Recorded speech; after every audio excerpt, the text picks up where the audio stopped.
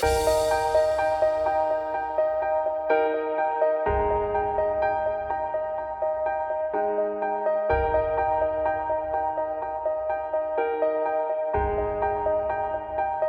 morning, everybody. Good morning, Maddie. I am Maddie DuVivier, a volunteer at the Center for Spiritual Living, Carlsbad. I'm happy to welcome you here today. We are glad that you have joined us to celebrate the truth that there is power for good in the universe, greater than we are, and we can use it.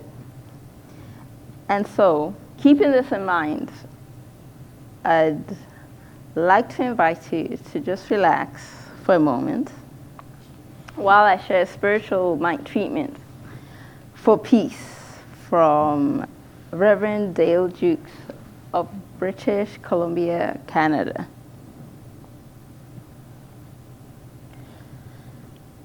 As I embrace the magic of this day, I recognize that I am standing in the very focal of eternity. And the eye of my heart stands witness to the eternity of all there is. I am witness to the infinite peace that upholds, passes through, and expresses as all that is, transcending even the range of my vast imagination. It is all. As I witness this from the wonder of my center, I realize I am that. I am the rich center of infinite peace. It arises from me in waves of understanding. All that I am is peace abiding. With this eye, I look upon my world today and witness the peace that upholds and expresses as life at every level. Life is proof of peace. Every living body is expressing peaceful coexistence and harmony at the cellular level of its existence. Every breath extends this peace into the relative world, and every relationship is evidence of this profound and abiding peace. I truly understand that such a powerful pattern existing at the core level of life itself must outpicture and find its expression in all the activity of life. This simply means that every life, by its very nature, no matter the appearance, is unreally moving into vibrational alignment with the nature of peace. I accept this, the evidence of my understanding, with a joy-filled heart. My soul does backflips of joy in this profound realization that the vision of my heart rules the patterns of my thinking, and my word is already fulfilled. In gratitude and the celebration of divine surrender, I release this world into infinite mind in the eternity of now. It is done. and so it is. And so it is.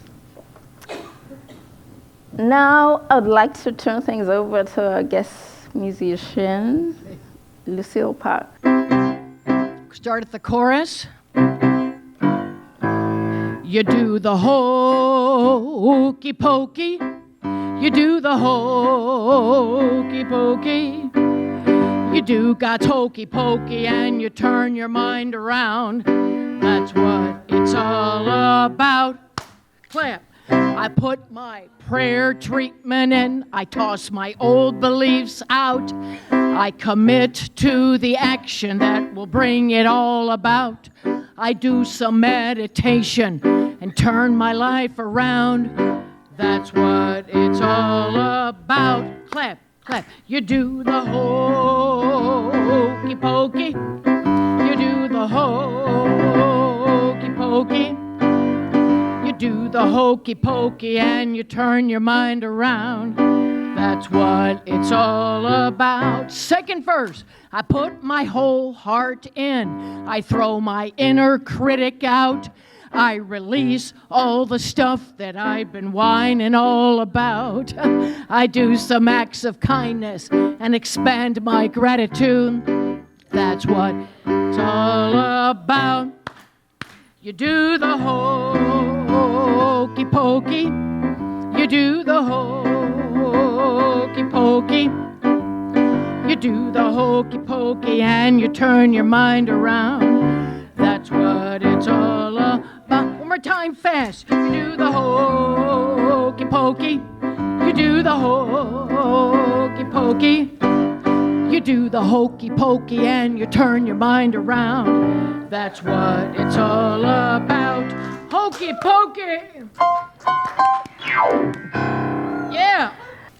Now please look into your program and find the group reading. Let's read it aloud together. There is one life, both visible and invisible. One presence, one mind, one power is all. This one that is perfect love and perfect intelligence. I am an individualized expression of all that it is. I am ever one with this perfect life, perfect love, and perfect intelligence. Thank you so much. And now I would like to ask Larry to help light a few candles in celebration and recognition of some of the amazing aspects of this thing called life.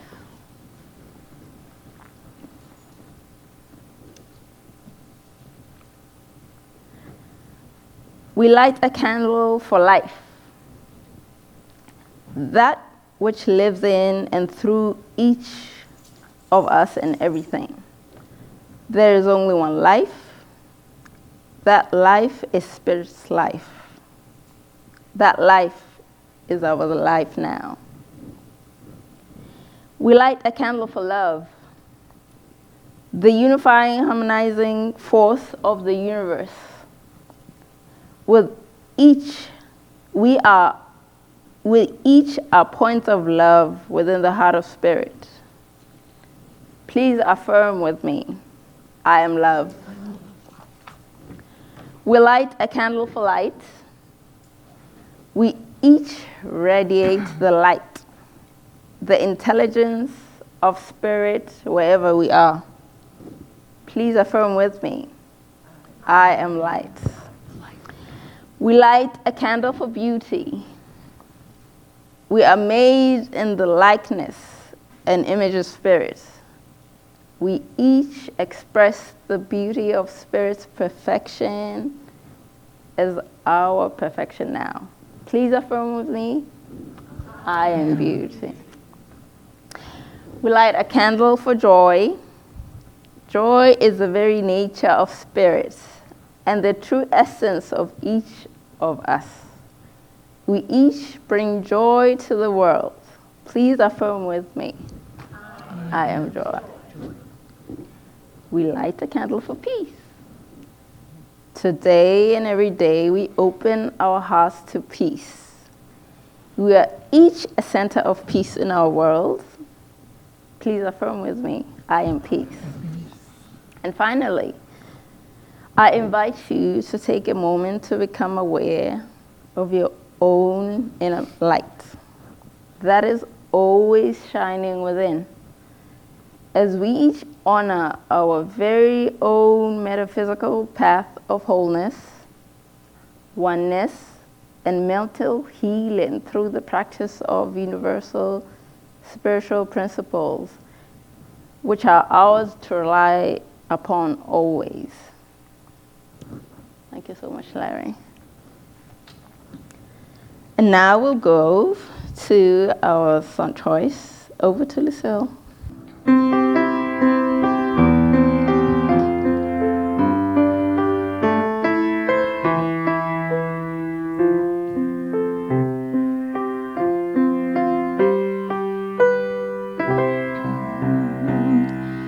The earth is our mother, just turning around, with her trees in the forest and roots underground. Our Father within us, whose sigh is the wind, paint us a rainbow without any end.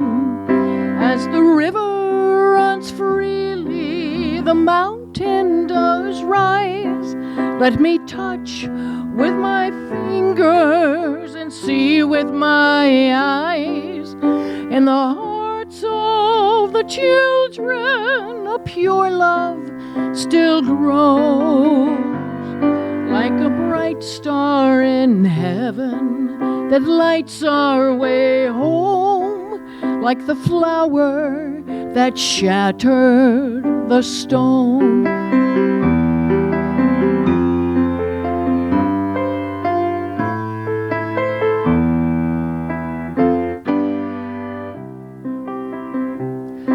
Sparrows find freedom beholding the sun.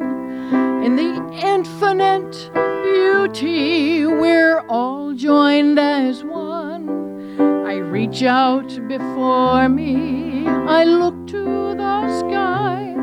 Did I hear someone whisper?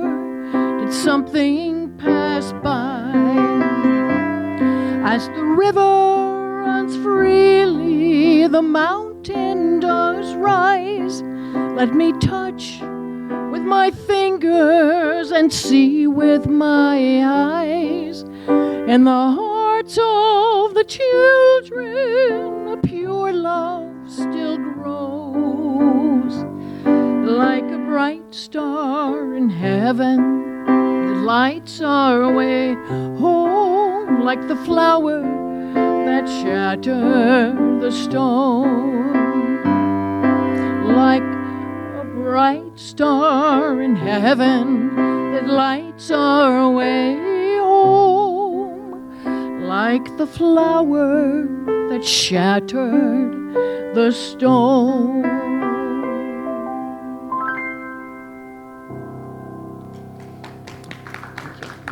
Thank you, Maddie. That was so fun to have you be our presider today.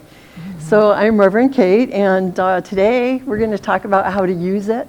So during January, we've been talking about the theory behind our teaching, the science of mind. Today I want to talk a little bit about how to put it all into practice. We have in our bookstore, if you don't have a copy, we have copies of the Science of Mind. They're nice, yellow, fat copies. I think this edition, they use very thick paper. So don't be intimidated when you see how big it is. My copy is smaller. But I wanted to start by quoting one of the things that Ernest Holmes said, which is really the subject of today. He wrote, "One of the greatest difficulties in this new order of thought, this new thought, is that we're likely to spend too much time indulging ourselves in the theory and too little time in actual practice. And so that's what we're going to talk about today is how do you put it into practice? So, you know, we have spent the last 3 weeks talking about some of the theories. The most important one I just want to remind us all of is that there's only one thing, that thing itself. Whether you call it spirit or whether you call it God, it is the source and the power behind everything visible and invisible.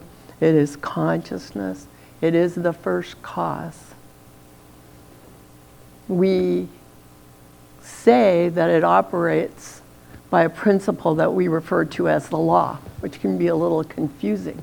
So if I say the law, or if you read Ernest Holmes talking about a law, just think about it as the spiritual principles underlying the creative process of life.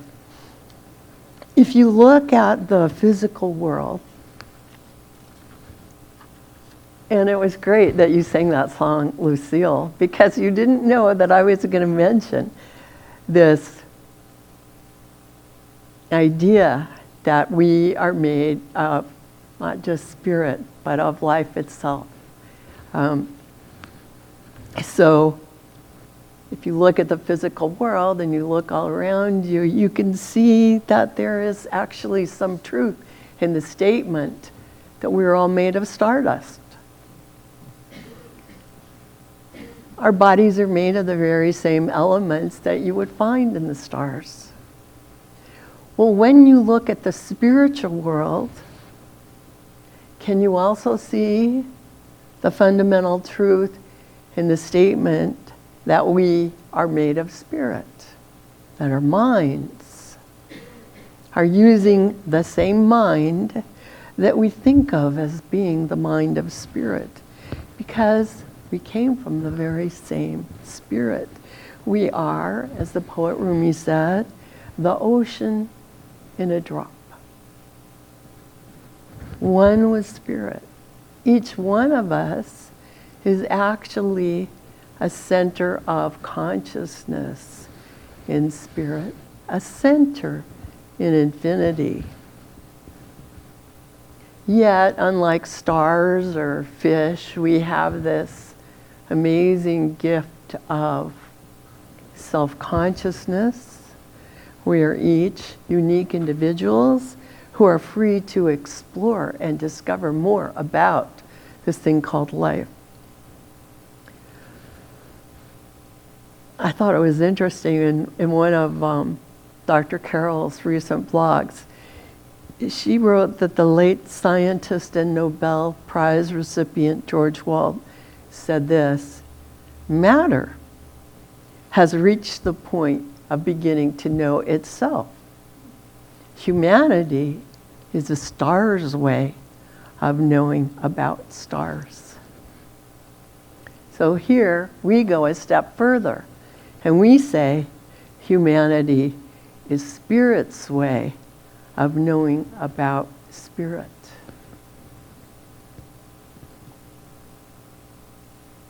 Holmes, in The Science Mind, declared that when we learn to trust the universe, we shall be happy, prosperous, and well. What's your reaction to that? Really? He said it.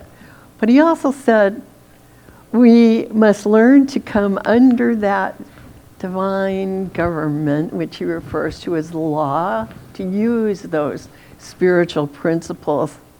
And we also must come to accept the fact that nature's table, as he called it, is always filled.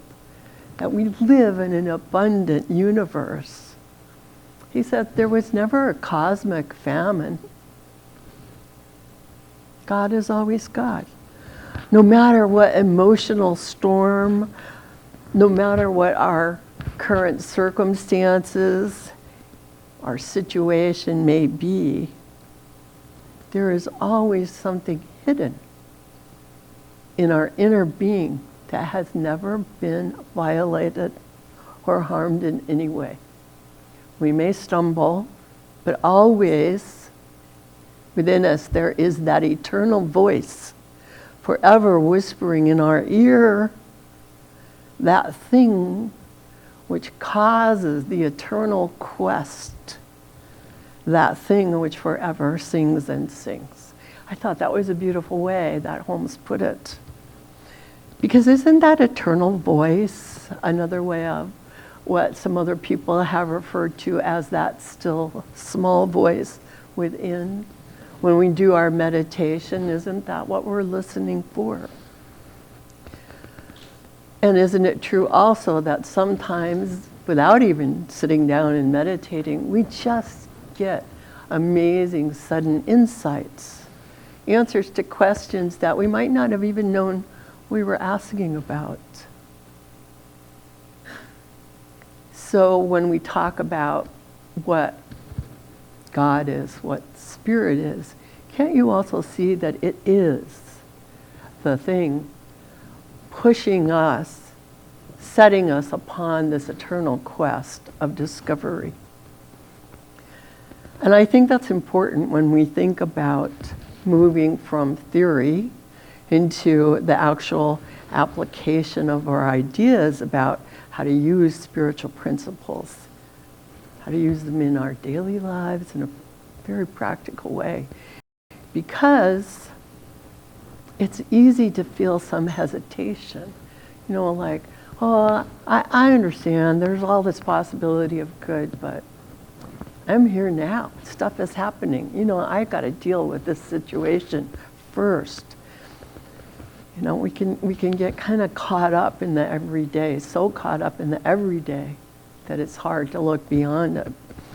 So as I was thinking about what to say today earlier in the week, I saw a movie pop up in my streaming service called The Most Reluctant Convert. So naturally I had to watch that. It turned out to be a story about how the author C.S. Lewis evolved from an atheist. He became an atheist because he was a very disaffected child in an unhappy home and forced to go to church, never really believed in it, became an atheist, fought in World War I in the trenches, went to Oxford to study philosophy, but he really didn't ever believe in God. But as he studied philosophy, it just seemed hard to keep seeing that life was simply a random event. And he gradually came to believe in a God, and then eventually he became a really famous Christian author. But the thing, that's his life. But the thing that struck me in my life, and maybe in your life, was he said something. He said that letting go of his former very hardened beliefs that there was nothing, that he was an atheist, that there was no God, that he had a sensation as he began to see the possibility that there might be something more. And it was this sensation as if a layer of armor was dropping away from him. And when I heard that, it made me think of the old spiritual refrain, gonna lay down my sword and shield down by the riverside, gonna study war no more. Because a layer of body armor or a sword and a shield, what are they good for? What are they for? They're for surviving in a world of physical danger, a world of discord and trouble, a world that we do not and maybe cannot trust in our thinking. Yet, in writing about the meaning of Jesus saying in the Bible, or as reported in the Bible, saying that we must become as little children, Ernest Holmes explained that this meant something a little different than you might think at first glance. He said, we are all longing for a return of that simple trust in life, which children have, which young children have. In their minds, there are no doubts. They've not yet been told that they are sinners, that they are destitute of divine guidance, or that they don't have a spiritual life. The life of a small child is lived in natural goodness. God is natural goodness. The prison walls of false experience soon build themselves into barriers, shutting out the light, and the child, as the child grows into a man, they often lose that sense of having an inner guide, which leads their footsteps in the right path. So Holmes says we must return the way we came as little children, not talking about becoming ignorant, but remembering the truth that life is good and that life itself is to be trusted. And that what we need to do, and this is one of the main things when you use these spiritual mind principles, that you might hesitate to try, but it's important. We need to approach our problems as though they were not, as though they did not exist. Approaching them in this manner, Holmes says, they will vanish. He talked about a barrier. But when we take off our armor, it's gone. When we put down our sword and shield, mental or physical, it's gone. They're gone. This is obvious to a child's mind. A child's mind is not ignorant. It is unprejudiced. It is an open mind, a mind willing to try things, a mind willing to trust the process. And that brings us to the most important, I believe, step in using these spiritual principles. A willingness to actually believe that it's possible that they will work for you. So the first thing to do is to simply become willing to try. Take the leap. Or if you are a cautious person, don't take a leap, just try a little bit at a time. One baby step at a time. It's all good. Either way, there just has to be a willingness to let go of old beliefs. Let go of old habits of thinking that no longer suit us. And then, what next? Well, you've all heard the saying, the grass is always greener on the other side of the fence. And I'm sure, maybe, I'm not sure, but a lot of us have taken that to mean like it's a figment of our imagination, that we should be content where we are. It just appears that the grass is always greener on the other side, when in reality, it's false. It sounds silly. Like maybe that cow or that person should just stay where they are. Learn to be content. Bloom where you're planted, so to speak. But that isn't so. Life actually is meant to be constantly unfolding in new and wonderful and interesting ways. Yeah, what you have now may be fine, perfectly okay. But whether it is or not, you probably already have felt what we call divine discontent. That urge to keep moving along. That urge to move forward in your own unique quest of discovery. So then, the next step is to make a decision. Decide what it is you want. You know, a cow wants fresh grass. What do you want? I had mentioned that people are like drops of water in the ocean, or the ocean in a drop. But that description is not actually expansive enough, because we are self-conscious, because we have this power to make decisions. We can make choices for ourselves. And actually we're doing it all the time, unconsciously or consciously. But what we need to begin doing is to make conscious choices with a high level of self-awareness and stop bobbing around like drops of water in the ocean. We have the power of volition. We don't have to just wait for what's happening around us. We don't have to just wait to get swept up into what's going on around us. We can choose to take action on purpose, and this takes some doing and some reflection in order to try it. But the fact is, we can even learn to control and direct not just our thoughts, but also our emotions. But the first thing we have to decide is, what is it that we would like to be feeling, doing, and thinking? And that requires letting go of that sensation of being locked into living in a certain way.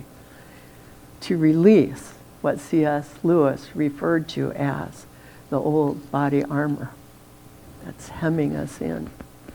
So I find that meditation is the best way for me to become clear on what I wish for. But it's not the only way. The fact is that every time you are seeing a problem or an obstacle in your life, it's a signpost. Here, work here. If something's going wrong in your life, it's like, here, pay attention here. This is the topic to work on today. Whether it's not having enough money, feeling sick, not getting along with people in your home or at your work. These are symptoms that are coming to you as a very loud cry out from that eternal voice, that beautiful voice that is always pushing us forward on our quest. So when you're ready to make a decision, when you see that there might be something better that you would enjoy, what happens next? Well, then it's time to move your mind. Move your mind. I'm saying that on purpose. People don't usually say, get up and move your mind. They say, move your feet, or, move your situation. But if you're willing to change your circumstances, if you know what you wish to experience, then it's time to begin to change your thinking. And this is the basic method, the absolute key to using the science of mind. Change your thinking and change your life. As we turn away from unwanted experiences, as we turn towards what we wish to experience, the wanted experience, what happens is the unwanted experience begins to dissolve and weaken. Perhaps not instantly, perhaps gradually, but inevitably, and the wanted experience begins to grow and blossom in our lives. This is the metaphysical idea behind the instruction from Jesus to turn the other cheek. It's not about becoming a doormat. No one should become a doormat. We're not talking about letting people run over you or cause you harm. What it means is, don't get so caught up in it. Don't look for revenge. Let go of that old saying, an eye for an eye. Instead of getting distracted by apparent problems, keep the eye on the prize. Keep your eye on your prize and look towards what it is you want to experience. If you want peace, become more peaceful. If you want love, become more loving. If you want friends, become more friendly. That's the theory. That's the action. And yet at the same time, we know we really do live in a material world. You know, I admit. I mean, on the way here, I passed quite a few protesters with signs on the corner, and they had something to say. And they're saying it because stuff is going on in our world. You know, this is a world where people have been actually killed by our government for protesting immigration. And this is a world where here in San Diego County, we have thousands of homeless people. This is a world where war and famine and discord of all kinds do exist. We're not in this alone. And yet, our thoughts begin within ourselves. Yes, we're connected to everyone and everything, but we have to begin where we are. So a lot of us know Reverend Debbie O'Donnell, who was co-pastor here with Dr. Maddie before she moved to Minnesota and affiliated with the Center for Spiritual Living in Minneapolis, because she is my dear friend. It's hard for me to watch the things happening in Minneapolis, maybe harder than if it were happening in some city where I don't know anyone. Let's be honest.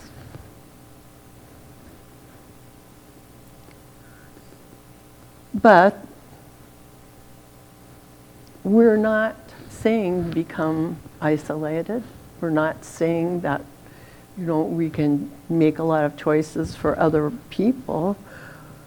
We're all united. We all live and have our being in the very same spiritual universe. We're all one with it. And therefore, we are spiritually connected with each other. We have a saying, treat and move your feet.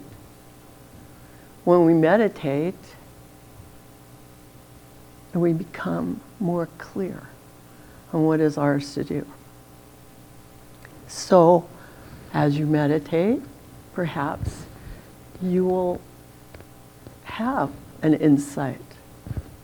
I know for me, it may seem small. I had an insight how I would like to contribute to Center for Spiritual Living Minneapolis, because I understand that they're operating in a city where, last I heard, a huge proportion of the businesses were just shut down, closed. People are staying at home.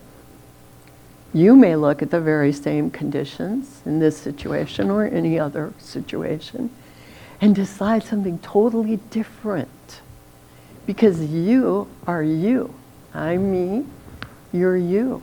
And this is really the beauty of this amazing universe where we all are so different and so unique, and each one of us has a viewpoint on what's happening in the world. Maybe you want to call Congress, or maybe actually what you need to do is prioritize the safety of your own friend or family member. The thing is that when we allow ourselves to stop just reacting to situations out of fear, but when we stop and use our divine intelligence, when we tap into this loving kindness of life, and we begin to react to life with love, whatever the situation is, it could be a situation of physical illness. Love finds a way. The universe is unlimited.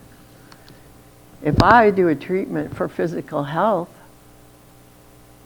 that doesn't mean I can't have the expectation that there'll be world peace. The universe is unlimited. There's no big or small. Everything is possible.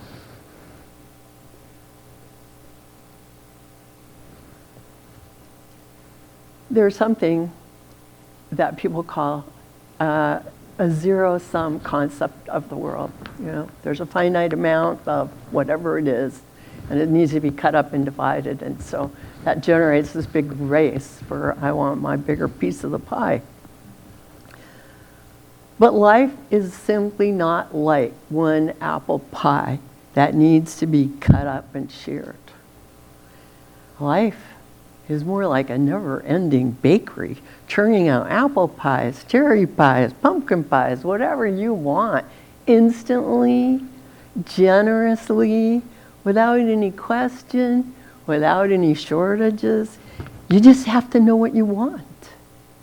And then take some simple steps to move towards this with your thoughts and your acceptance. But the number one thing is that first you have to make a decision. And I know all about ambivalence and procrastination. I'm an expert at both of those. You know, that state of having mixed feelings or contradictory ideas, it just kind of gets you hooked up and hooked into whatever's going on now. That state of uncertainty or doubt, it can actually be seen as a result of that armoring. You know, a result of maybe past experiences or current experiences that just feel like they're constricting you.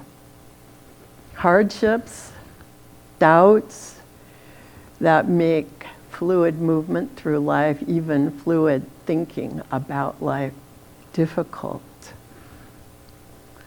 But if you want to use spiritual principles in your life, you've got to decide what you want, and then you've got to move your mind. So this month we've been talking about the underlying reality, that this is a spiritual universe, that it is only good, but the fact is we're free. We're free. We're free to tie ourselves up in knots. We're free to keep that armor on. We're free to take it off. We're free to have a new beginning. We're free to make new decisions or not. That's what freedom is. But conditions are not permanent. Conditions are changeable. When we say change your thinking and change your life, we're saying you can use the power of thought to change the conditions that you're experiencing in your life. So, we use our minds, and we actually teach a number of different tools that you can use. Today, I have brought a list of affirmations that I'll give to everyone at the end of our service, at the closing. You can use spiritual mind treatment. We'll be offering a class in spiritual mind treatment starting on the first Saturday in February. Is it online?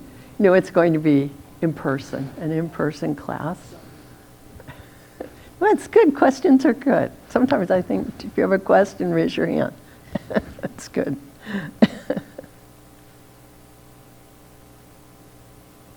But the thing is, no matter what avenue we try, whether it's meditation or even just, going and gazing at the ocean, taking some time out, the thing to remember is that Spirit responds to us, to our thinking. Holmes wrote, there should be no doubt about the availability of the law, the principles. It's infinite, and it's right wherever we happen to be in time or space or place or mental feeling or whatever our emotions are. It's right where we happen to be. It, he says, it occupies all space, and it fills every form with differentiations of itself. It flows through us because it flows through everything. It must and it will respond to everyone because it's the principle on which life rests.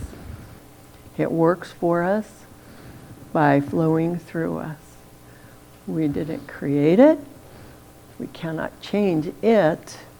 We can use it as we come to understand and begin to use it according to its nature. And then he says, and I thought I would mention this, he says, the thing is, if we believe it will not work, that's how it's going to work. It's going to work by not working. When we believe that it cannot work and it will not work, then it does not work. That's responding to us. It responds to our belief. This is why it's so important to keep working with the principles little by little and increase your ability to see and believe through demonstrations of the truth that this amazing science of mind teaching really, really does work. You know, it's like a student who is in a math class and they're doing their problem, working it out, and they get the wrong answer. What should they do? Should they quit? No, they should try again. And that's the same thing with us. We need to practice and practice and practice. And the great thing is that unlike musical talent or unlike sports talent or unlike any particular talent, everyone has everything they need to use these principles successfully. You don't have to worry about getting everything right. Just try. Just make a start. And, you know, if you are finding that you are stumbling or not getting the results you desire, then ask someone else to know the truth on your behalf. That's what we do when we offer to do spiritual mind treatments for each other. You know, if I'm sick and just need to go to sleep, I'll ask someone else to do a treatment on my behalf. If I'm so mired in whatever I've got going on in my life, I will talk to another minister and say, can you please know this for me? Because they're not entangled with the situation. They just want my good. And that's what we do when we do spiritual mind treatments for each other. We're just knowing everything is possible and everything can be worked out in a new and wonderful way. So practice meditation, practice affirmation, practice gratitude. Read the Science of Mind, and you can skip the introduction now because we've gone through it. So start at chapter 1.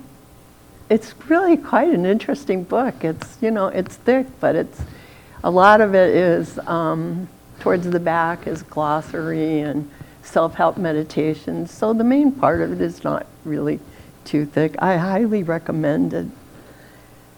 Sign up for a class. Look for good all around you and bless and release unwanted thoughts, unwanted conditions, unwanted situations in order to make room for more and more good in your life, in your experience. Just let your light shine more and more every day. After all, you are the beloved child of Spirit. It's the truth. And so it is. Thank you.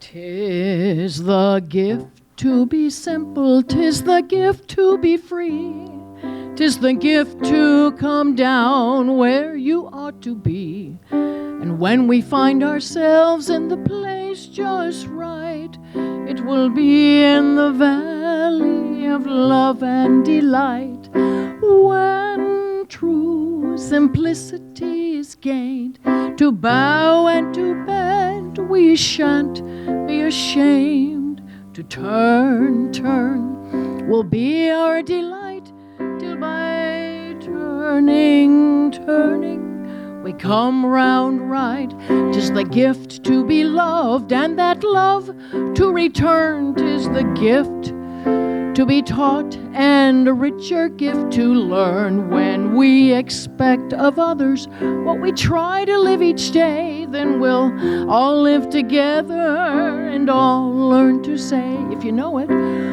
when true simplicity is gained, to bow and to bend, we shan't be ashamed. To turn, turn will be our delight, till by turning, turning we come round right. Till by turning, turning we come down right.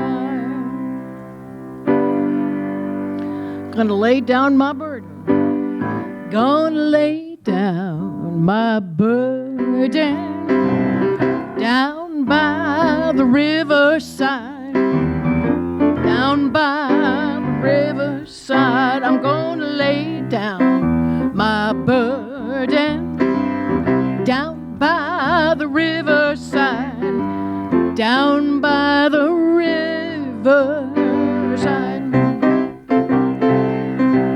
Ain't gonna study war no more, ain't gonna study war no more, ain't gonna study war no more.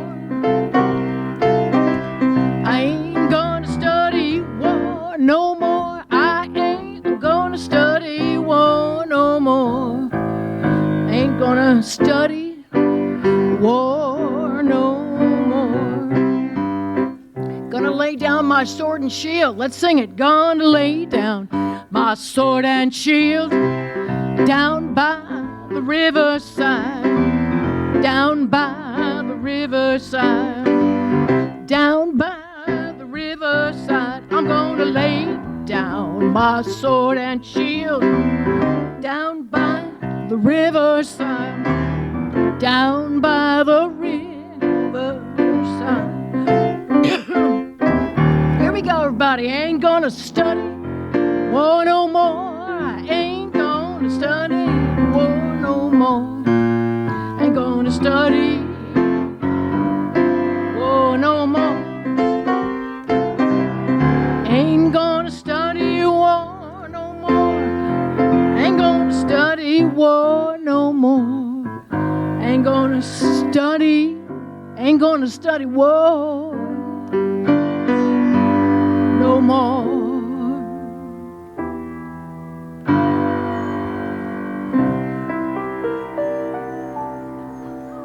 Let's do it.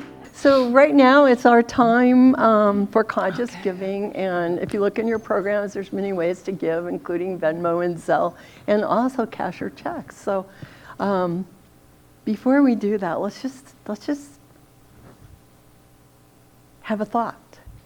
Let's have a thought together. If you look in your programs, we've got a reading that we can read together if you'd like. So perhaps you could say this with me. Divine love flowing through me blesses and multiplies all that I have, all that I am, and all that I give. I know this is so, and so it is. Thank you. Okay. All right, here we go.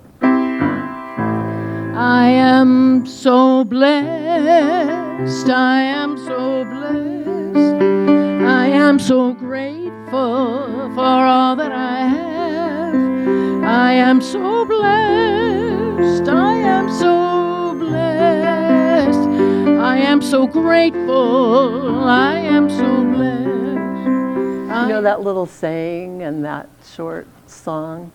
Those are both affirmations. They're both ways of changing our consciousness and aligning with the abundance of the universe. And I appreciate and thank you all. I just have a few announcements. You can always find out more on our web page, cslcarlsbad.org, especially if you click on the newsletter link. So I just want to say and remind us that the class, the Art and Science of Spiritual Mind Treatment, is going to be on Saturday mornings at 10:30 in the morning. It's going to be at the clubhouse where Jessica lives, so it's only about 5 minutes from here. And she's got the information at the book table. I also want to remind everyone that next week is Potluck Sunday. So we're going to be singing happy birthday to everyone who has a birthday in February and enjoying a potluck luncheon. So please join us. And, of course, I missed one announcement before I get to the thank yous, which is that, as always, you can ask for spiritual mind treatment. Dr. Maddie and I are both here. Practitioner Larry is here if you want an in-person treatment. And also, we have written treatment request forms. And we love to do spiritual mind treatment prayer work for people. And now I'm ready for the very, very important announcement, which is thank you. Thank you to our volunteers. Thank you, Maddie, for presiding. Thank you, Maddie. Thank you, Odie, for the beautiful flowers. Thank you, Maddie and JP and Nuku for our refreshments today. And thank you for Jim helping with the collection. And thank you, Johnny and Daryl, for not just doing the audio-visual today, but helping us go through a whole series of microphones until you got it right. Thank you so much. So thank you, everyone. Finally, I'd like to just take a moment to close with a short treatment. And I invite you to just think for a moment of someone and something in your life that you love, that you have loved. Because what I know is that we live in a spiritual universe that operates out of love. It is all there is. There is nothing else. And each one of us is a unique, individualized expression of this good, this eternal lovingness, this life-givingness. And so I know and declare that each one of us is surrounded and supported by the loving kindness of good itself. And it extends beyond ourselves to all those with whom we are connected in a loving way, in a neutral way, and in a way in which we may choose to simply bless them and release them to their own spiritual path. What I know is there is enough good for all, for everyone, for this planet, for this universe, for each of us, for every living thing. All the expressions of life existing as love flowing into beingness. I give thanks for this good. I know it is strong and flourishing and seen by us.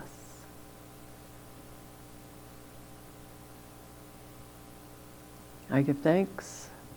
I turn my treatment over to mind as self, understanding that mind always responds with yes, yes, yes. I invite you to know this good of a loving universe by acknowledging together with me. And so it is. And so Thank you, everyone. We can sing together. yeah. The words are right there.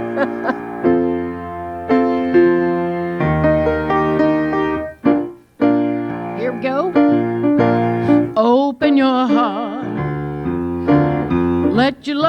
go free out over the ocean, right across the street. Let it flow like a river, let it fly like a dove, till your heart remembers you can't stop love. Once you get it started, watch what it does. It'll go full circle, 'cause you can't stop love.